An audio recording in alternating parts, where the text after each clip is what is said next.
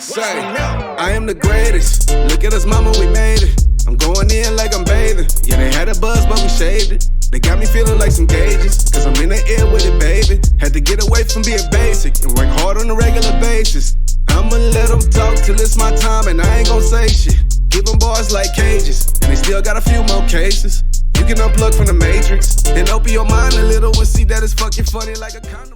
Ladies and gentlemen, welcome back to another episode. This is Talking Riches. This is episode 4.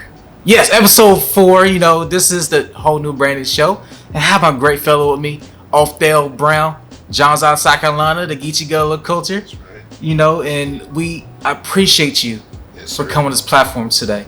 So, you know, on this show, Othell, man, we like to talk about, you know, the foundation, the blueprint, is celebrating who you are and how you got to where you are today, because you never know.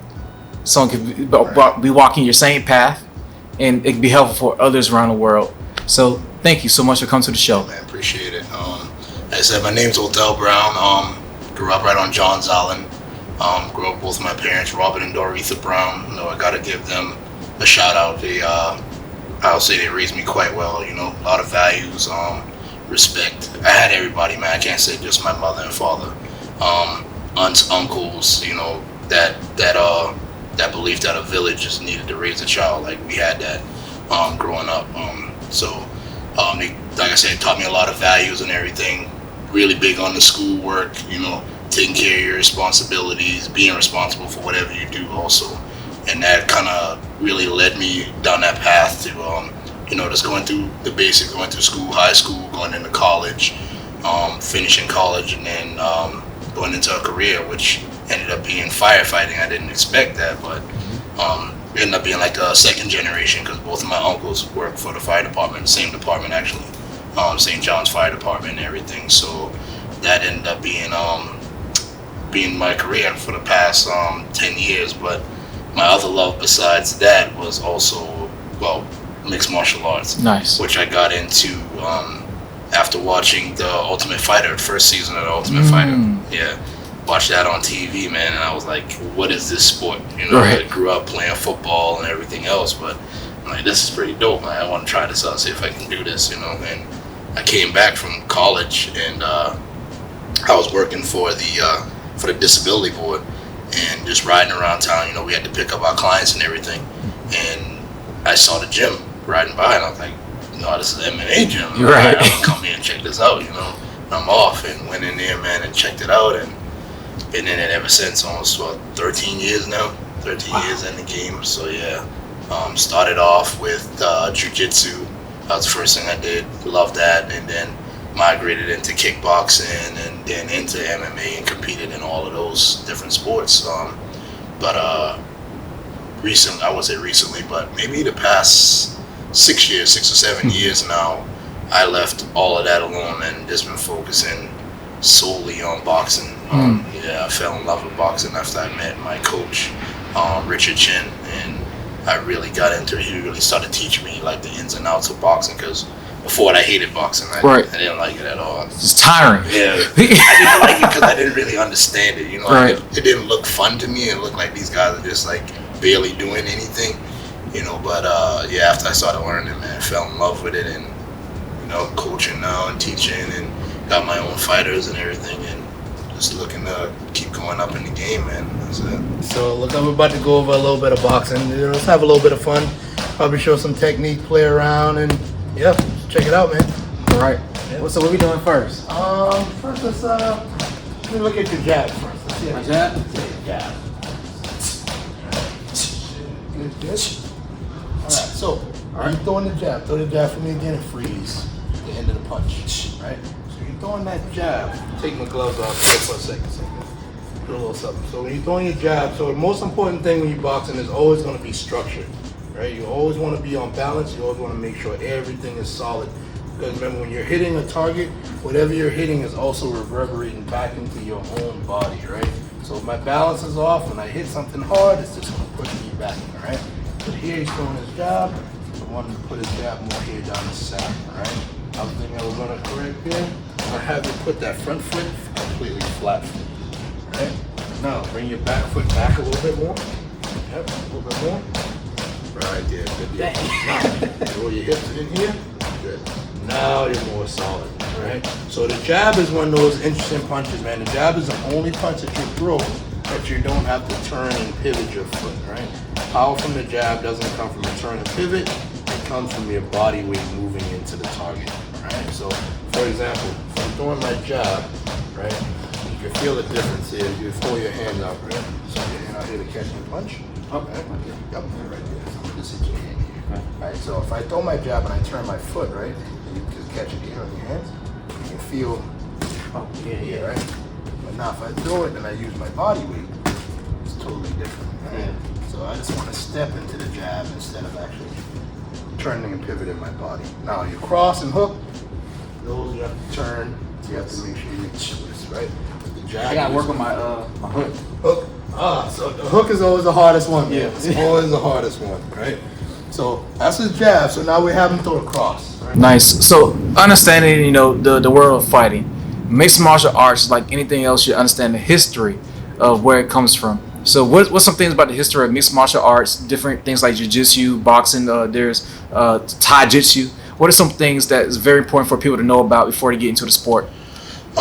Very important thing to know about when you're getting into the sport is you just gotta you gotta realize what the sport is. You gotta realize that these sports are different from your run-of-the-mill sports like football and basketball, baseball. You know, the juggernauts of the sports world that everybody know about. You know, you gotta realize that these sports are it's a very physical sport and very dangerous sport at the same time. But at the end of the day, it's still a sport.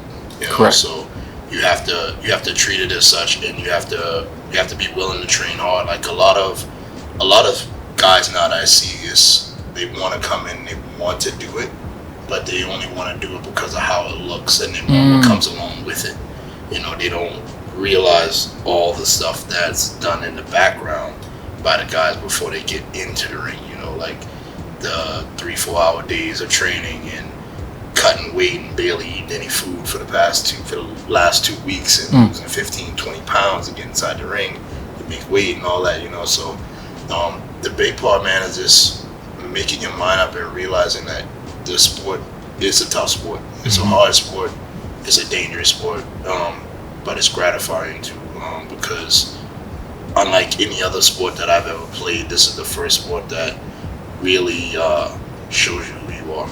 You know, like I can meet someone brand new and put them on a heavy bag, and within 15-20 minutes I can tell them things about their character and, you know, see things that might be bothering them for the day or whatever. Your emotions always come to the top when you do this sport, so just be prepared for a lot of emotional and physical, like, roller coaster if you want to get into the sport, for sure. Okay. Check out your cross next. Like my hook. Yep. Right here, just throwing it nice and straight, boom. Straight down the middle. Good. Yep. Now throw this one down the middle for me next. Good. There you go. That's it. That look good. Again, show that in freeze for me. Good. So again, it's about balance, right? You see how his body's kind of leaning here a little bit. So when you lean over, right, it makes it. There you go. That's what you want right there. Chin down. Good. So now it's all about rotation, right? Good. So it's the body that's turning. So when you throw a shot, your body doesn't lean into it. You only turn your body and rotate, right? So, like my coach always told me, man, it made so much sense when he explained it. It's like whenever nature wants to destroy something, right? What does it do? It creates a spiral, right? It's never any kind of weird motions, right? It always creates a spiral. So if you look at your body like a spiral, right? My upper body's just sitting here. When I throw any punch, my body's just rotating on my center, right? Yeah, so now when I throw my hook, I'm on balance to be able to throw my shot, right? But as soon as I lean, then I lose my balance. I can't continue a combination if I lean here. But if I'm staying on my hips, I can throw whatever I want, continuous punches, however I want to throw it, because everything is stacked up. So I'm rotating. Is that core strengthening? Yes, it's your core.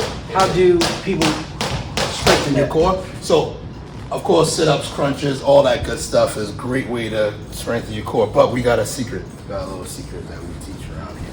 And it's called pelvic tilt. All right? So, It's very interesting, man. If you look at somebody walk out in the street, right? What do you see? The first thing you see somebody do is you see them lean and their head goes forward, right? And then our feet catch up, right? Instead, you should be walking from your hips, right? So here you can see my head goes first, but from here, my hip goes first, right? So when I go from my hip and I keep my hip locked in, this is gonna keep all of my core tight, right? As long as this is locked in and this is tight, you can see the difference between here, right, and here when I have that tucked in. Now when I move, this is all just tucked in. Now I'm solid. I can block, I can catch, I can shoot, I can come across. Everything's off of that, but that tuck is nice. So there's a mental break, I'll say, or a mental blockage between wins and losses, winners and losers, right? So you've been on both sides. So what's the difference between winners and having the mentality after you win and having the mentality after you lose, and how do you bounce back from those mental battles? Right. So, I mean, of course, losing sucks. It's never good to lose. You know, well, I wouldn't say never good to lose, but it never feels good to lose in the beginning. You know, for myself, I'm a very competitive person. I don't like losing. I try to win at everything that I do as much as possible. You know, I don't even care for my kids if I'm up against them. I'm trying to win, you know. But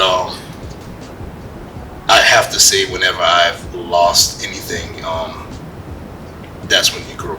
You know, like, especially in this sport, it's like winning and being the best in the gym or being the best around town or whatever. That's great. You know, you got bragging rights. You know, you're the man. But like when you go up against that person that defeats you or makes you step outside of your comfort zone, you know, that's when you actually grow. Because again, that's when you start finding out about yourself, you know.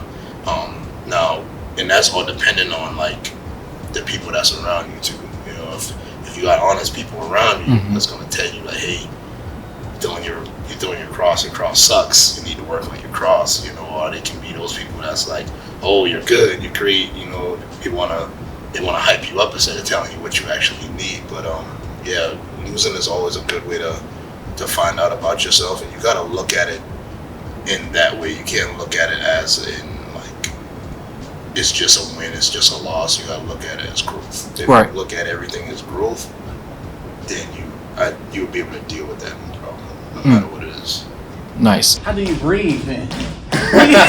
So what breath control? Explain breath control. breath control. So if you're breathing when you're breathing in boxing, you should breathe on every punch that you throw. You don't want to hold your breath, right? So you see like in karate movies and stuff, you always hear what? You hear them say, huh? Yeah. You know, they yell out when they throw their punches. That's not for the sound.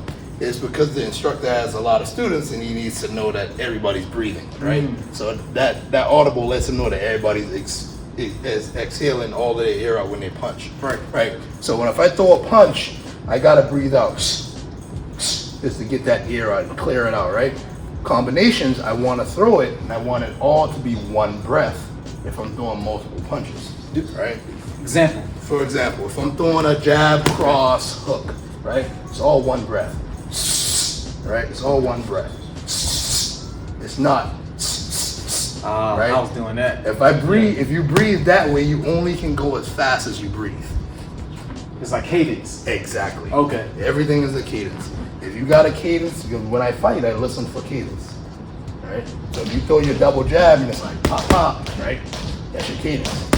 I'm listening for that. Right? But should be. Well, It can be fast, right? Yeah. So if it's like pop, pop, and it's like 1, 2, right, and that's your cadence, right? Now you have to be able to change your cadence, right? Because if I get this beat, right, and it's constant, every time you attack on that beat. My job to counter you is to put a beat in between your beat, right? You look at it like music, right? Right. So if you're like boom, boom, boom, boom, then I'm like boom, boom, boom, right? I put that one little beat in between, then I can counter you. But the faster your punches are, the less time I have to be able to put a beat in between it, right? So your first time getting in the ring, right? You say, you know what? I wanna become his fighter. You see the gym, you rolling by there. I want to become his fighter. When did that shift change? So okay, I want to make that that first step into the ring. I wanna train. And how was the mentality for you? What was the dog mentality, that Rocky mentality that you had to get, and how did you get there? Yeah, man. First time stepping into the ring. I mean, training was rough. Right. Training was tough. I came into a gym with a bunch of guys that had already been doing it for a while. So I had a lot of good mentors and stuff starting out into the sport. But like the training and preparation, man, it was great, but it's never the same as like stepping into the ring for the first time, like in front of a crowd and everything else, man. Like that was totally different. You scared? Like Heartbeat. I wasn't, and that was the weird part about it. Like I felt like I should have been, Right. but when I stepped out of the back and they called me out, lights on, everything going on, music playing, all that stuff, I was completely calm.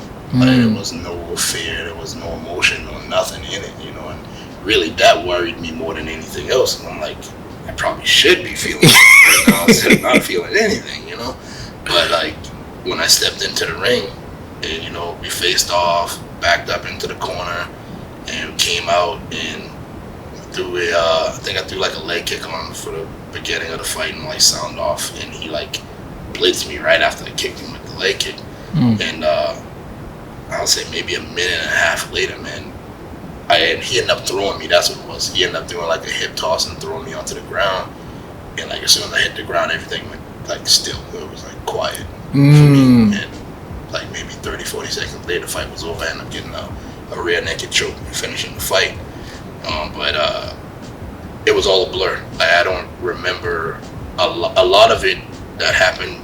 I can't even recall it. Wow. So like in the beginning, your mind, that's when you find out too, whether you got that survival in you or not, because at that point it's about survival. It ain't the training. It ain't how do I throw this punch, how do I throw this kick.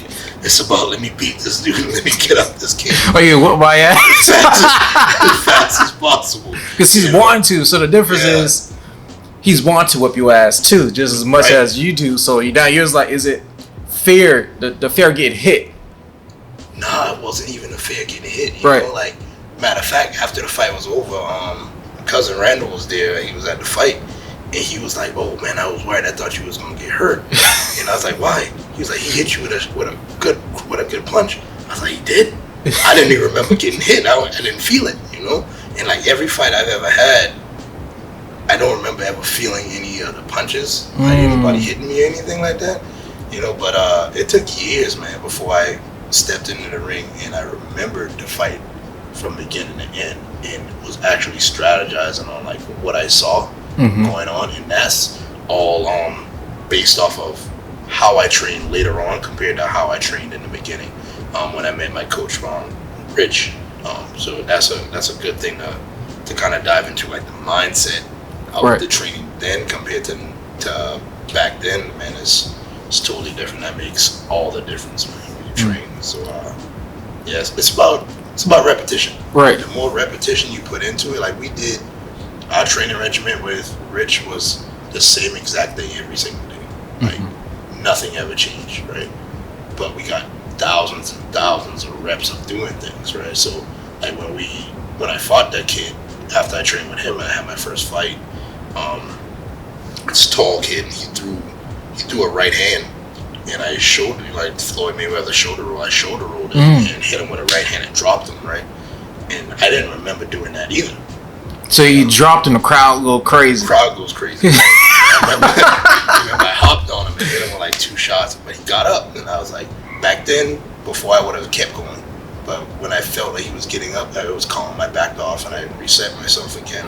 And he threw a couple more shots and I was like, all right, he's throwing his punch really wide. I'm going to take him down next time. Overreach with the punch. And he did it again. I went underneath, got him, took him down, and ended up, I remember hearing the announcer, I was on top of him, and I was putting him into this choke called an arm triangle.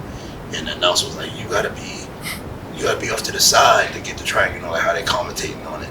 And then like while he's explaining it, the kid taps from on top, from the wrong position, from squeezing it, but I ended up finishing him. Then my coach was like, you shoulder rolled that kid's cross. I was like, I did. And I don't even remember doing it, but we had done it every single day in practice. So when the punch came, my body just naturally reacted to it. I was able to pull it off, man. So yeah, so repetition is important. Like, we can get into that all day about like how it goes into like self-defense. You know, Right. my belief on self-defense classes, I'm not a fan of them, you know, because of that reason. It's all about repetition, and with those type of classes, you get to do things, but you don't ever get to use them in real application. You know, so when you go out in the street, you have to use those techniques. I haven't trained for years, and it didn't happen for me. Yeah. You know, so Yeah. you ain't going to train for like 4 or 5 months in a little self-defense class, and then you defend yourself on the street. You either got it in you or you don't. So. So, show someone how to counter. How to counter? Okay. So, of course, the most used punch in boxing is always going to be the jab, right? So, for example, if he throws his jab, I'm orthodox, by the way. I stand with my left foot forward. So, my right hand is my power hand, which is the hand I have sitting here in the back. Okay. So, defensively, I use my right hand to defend almost every punch, right? You see a lot of fighters use this, right? This is surrender to me. If you do this, I'm gonna rip you apart if you do this, okay? I'm gonna be able to control you and do whatever I want, right? So my hand is sitting to my jaw, my elbow is in to my body, right, to protect my liver sitting over here, right? That's why they do that. That's why they I got was this never thing. explained why. Yep, so the Okay. liver sits right there. You don't want that to be touched, right? So now if he throws the jab, right, I'm not gonna block you like this, right? If I do this, I just sacrifice both of my weapons to defend. I have nothing to hit him with, right? I wanna always have a weapon available, right? So when he throws his jab, I'm catching it with my rear hand, all right? Once I catch it with my rear hand, the left hand is still open and available to throw my jab right back at him. Right? So that's a basic catch and counter, right?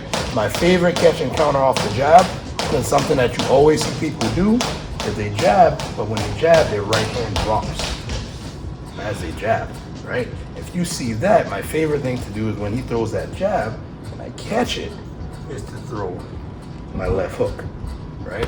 So you counter the jab with the left hook. So I'm only looking at the opponent and seeing where I see openings. Gotcha. It's like windows, right? 1, 2, 3, 4, 5, 6, right? I got 6 windows that I can use to get inside the house. It's like a lot of people saying that Mike Tyson is a fighter and really not a boxer. So he lost his first fight to that dude the bald head Bubba from Brooklyn or something like that. So with that, would you rather train someone who has it, like who always have a dog and who has a past of fighting, rather than someone who walked in just want to learn to fight? Who would you rather train, and who do you think makes the best fighter? That's a good question. So that's like a 2-part answer to that one. Go ahead. We got time.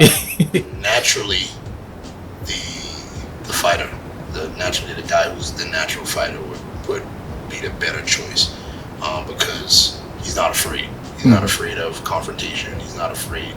One of the weirdest things that people are afraid of, you never would think about it, is people are afraid to hurt other people.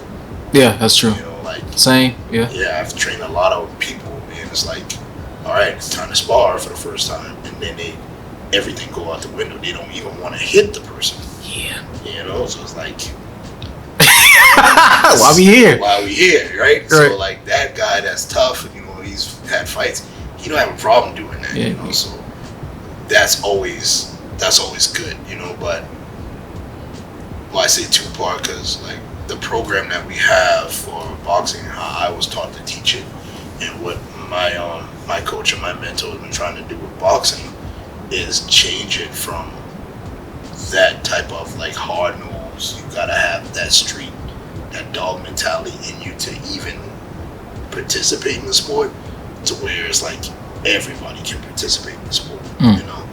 And it's all about a person's mental, right? So the training is based off of like, I have to take you and I have to put you into situations to where emotionally you give me a response, right? And you give me a response that you don't even expect to give me, right? Now, once you give me that response, I have to gauge it and see how you're reacting to it. Right? If it's too much and you're overreacting, you can't function in it, then I need to dial back the intensity some to bring you back down, right? But I keep you there for a while, then I dial you back up again. It's almost like introducing you to something until you get used to that stimulus or whatever, right? And once you're there, then okay, great, boom, you made it to a new level. Now let's take it to another level. Let's dial you up again, right? So what happened in boxing, especially way back in the day, like in this time, there's only one way you really got in, right? You only got in by coming into the gym. You got in the ring, you fought with somebody, you got beat up, and either you had the heart to come back the next day, or you didn't show up again. And I let the trainers know whether I want to train this guy or not, you know. But we believe that we probably didn't Not showing up the next day. Yeah, you ain't gonna show up the next day if you don't really want it, you know. No, but we believe that we lost out on a lot of world champions because of that mentality, right? To say that guy that got beat up the first day couldn't have been the best fighter in the world. He just didn't take the time to develop that guy, you know? Right. So it's all about boxing is 85% mental. It's not physical. You know, if you're mentally strong, you can do boxing. If you're mentally weak, I don't care how good you are, you're gonna flop every single time you step in the ring.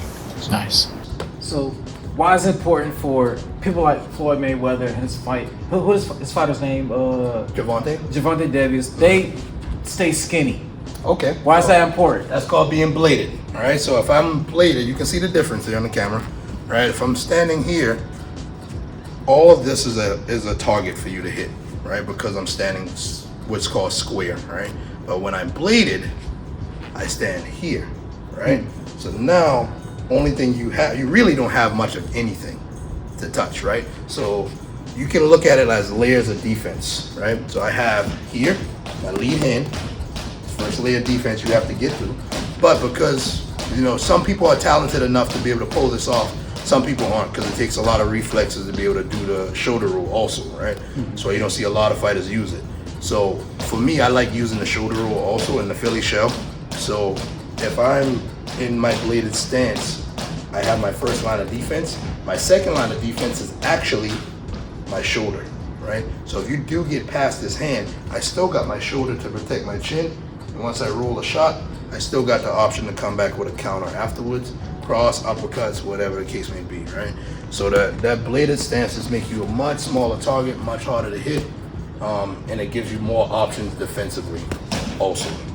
But that's a lie. First line of defense is your feet. So you spoke about a fighter that you're training right now. By 6'3" or so. Let the world know who he is. Yeah, this kid named Jarius Middleton.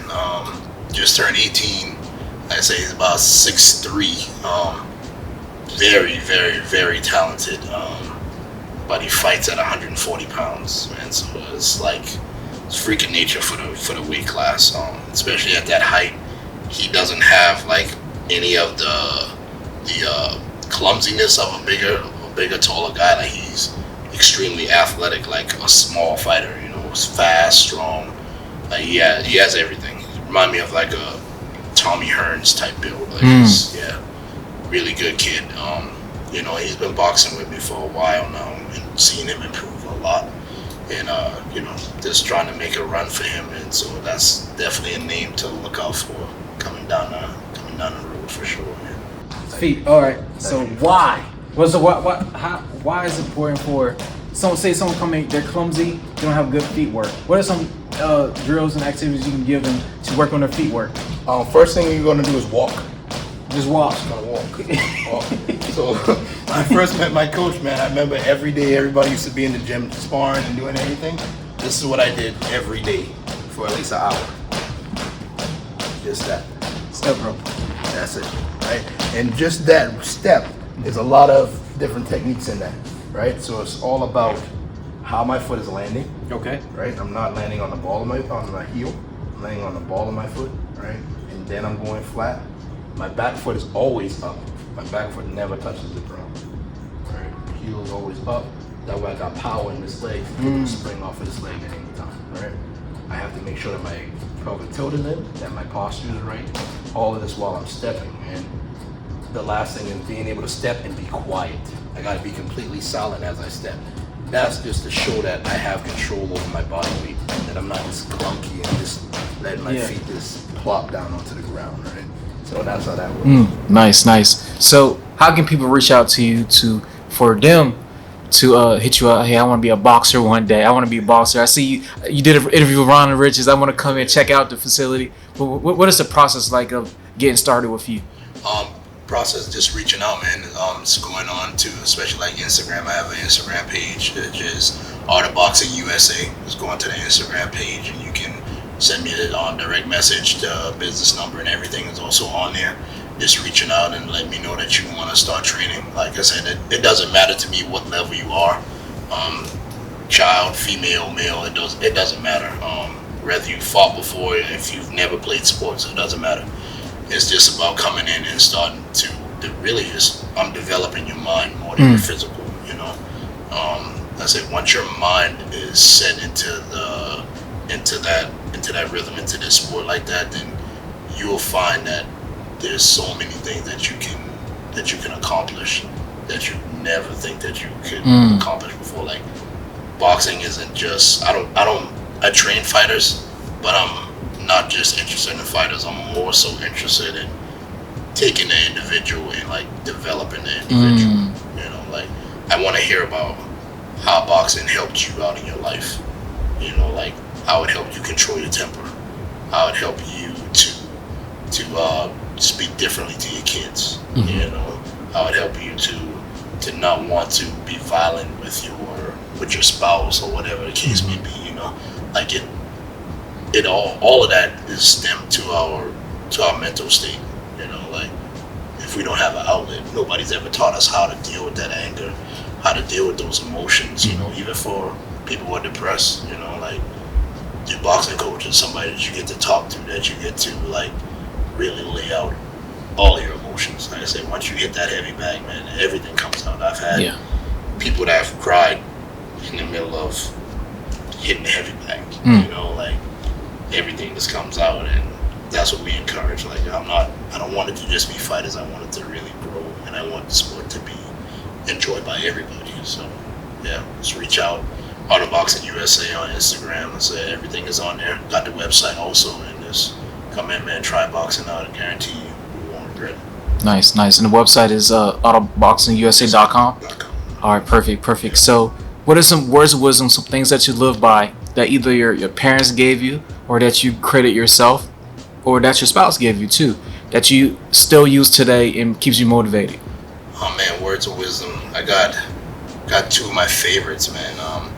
One of them from my dad. My dad told me a long time ago, I'm not a big guy, tall anyway. And he used to always tell me, you know, like, you're small, but you got strength that you don't even realize you got. You know, and that really stuck with me big time. You know, like when I first started, I sparred with guys that were like 220, 230 plus, 6 footers. It didn't matter. I didn't care how big they were. Like, I felt I could beat them, you know, and held my own with everybody. And it's because of that phrase. And the other one, man, is actually from anime. You know, yeah, big anime fan. What show now? Big anime fan. Well, gotta go back to the classic, man, Dragon Ball Z. Yes, sir. You know, Dragon Ball Z, man, Goku.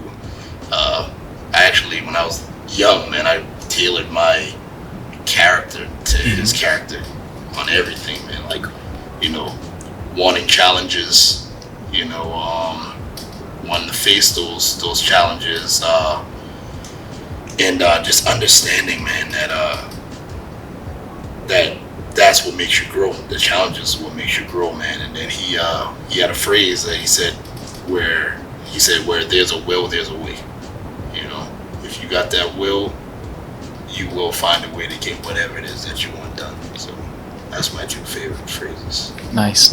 Well, appreciate you so much, man, for coming to the show. Yes, sir. About to do a little a quick minor spot, but show me some moves real quick. You know what I'm saying? So we'll get that on camera too. We'll set that up. So thank you so much. All right, cool. First combo. I'm a big advocate of the jab. Most important punch in boxing by far, sets up everything. So our first combination that we start off with is just a double jab, right? So I'm just popping my jab twice. Now, as I pop the jab, I want to make sure that my hand is coming all the way back to my head. And I'm bringing it up high enough to where my chin is covered. So like a good point for me is like right below my eyes. This is where I want to have it at, right?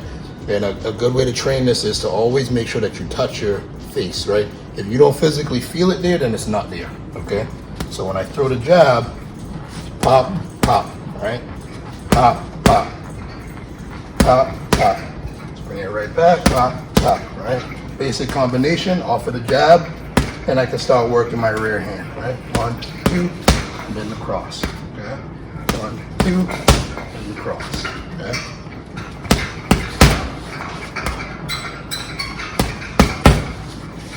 Quick turn of the hip, get the cross, okay? Here, build up. Basic punches in the beginning I like to teach, jab, cross, and the hook, all right? So this here, 1, 2, throwing the hook, right? So you got different ways you can throw your hook. You can throw a thumbs up, or my favorite, palm down. Why? Why is that? Palm down is more accurate to me, Okay. right? So if I throw a palm down, when I'm throwing any punches, I'm actually trying to hit you with my 2 big knuckles. Okay. Right, that's my target for anything that I'm hitting. So if you hit somebody with that, I feel like you're stabbing them, right? So when I throw it like this, I can't get those 2 big knuckles accurate, right? But if I throw it here, I can land with those 2 big knuckles onto the chin, all right? So if I throw it, this is 1, 2, and 3. 1, 2, 3. So it's important to know what part of the knuckle you should use. Yes. So that's a lot of things people don't say, like the small details. Small details, right? Okay. So if I hit with my knuckles, it hurts like hell, right? So you can I can show you it later, but if I hit like your shoulder with just my hand, and then I hit you with the knuckle, you feel like I'm stabbing you with something in your muscle. So yeah, it makes a big difference. So if I'm throwing any shot, like even here, if you watch, you see a lot of people hit the bag. You see the hand make contact like this, Right. Right in this posture, right? Should be here, right? That guarantees that I'm going to land with my knuckle, and I can adjust this on the person's height according to my elbow to make sure I continue to land with the knuckle onto my target, right? So, and knuckle, knuckle, knuckle, right? On to the third, right? Same thing if you're going to the body, right? Underneath, knuckle. Here again, the knuckle, and it's also the structure of the hand, right? When I throw my hook, I don't want my hook to be too wide. I want it to be at a 90-degree angle. Okay. That's going to give me good structure for my body also. Even if I'm throwing it to the body, or if I'm throwing it to the head, it's the same exact thing.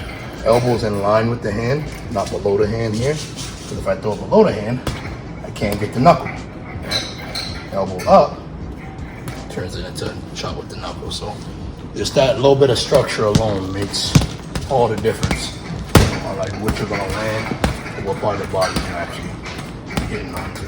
Right? Liver shots. Over here with the left shot. Okay. Right? Making sure the right hand is up. Not this. Right? Counter to a left hook is a left hook. So if I throw mine and my hand is down, he throw his, I'm knocked out. Right? Exactly, right? So you can see the lineup, right? So if I throw, see? Yeah. I'm caught. Ooh. Right?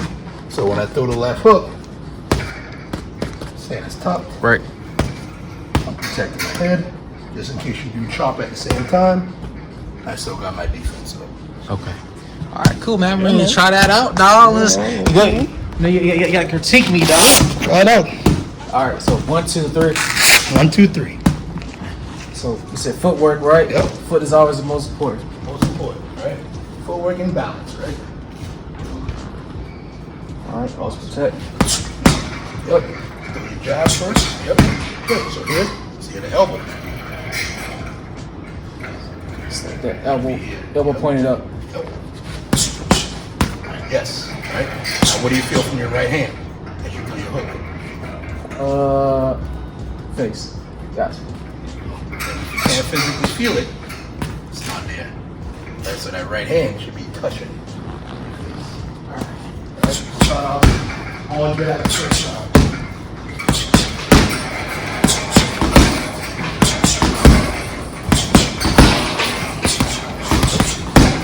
that again.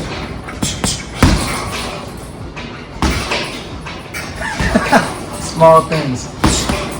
Make all the difference, man. Yes. There we go. There we go. That's it. Now, do it like that again. Right?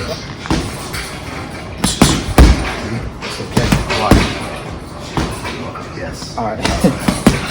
There you go, right? When I throw, I should hit you here. Right? That should be defense. Actually, now if I go to the body, so throw it again. Boom, exactly. There you go, right? All that should be closed off and covered. Yep. There you go. That's good. I like that. Yeah. So I'll never. Yes. I just know this right here. I never. Ton of defense. Ton of minor adjustments. I've had my coach adjust my punch by 2 degrees, and that changed my power tremendously. Yeah, and just knuckles me. I just hands. Right? So like fearless, right? That knuckle? Mm-hmm. Right? You can feel like things like that. Like really going into the shot. What's the thing we used to do when you punch somebody on? Yes, exactly. Like if you hit him like that's what it is. That's exactly what it is, right? That's why it hurts so fucking much. Oh shit. Exactly. Yeah, that was good. I like that, boy. Appreciate y'all. This is OC's training, you know. Coach Oakdale Brown. Yep. So make sure follow this guy. You can get some training lessons. Charleston, South Carolina is where you located.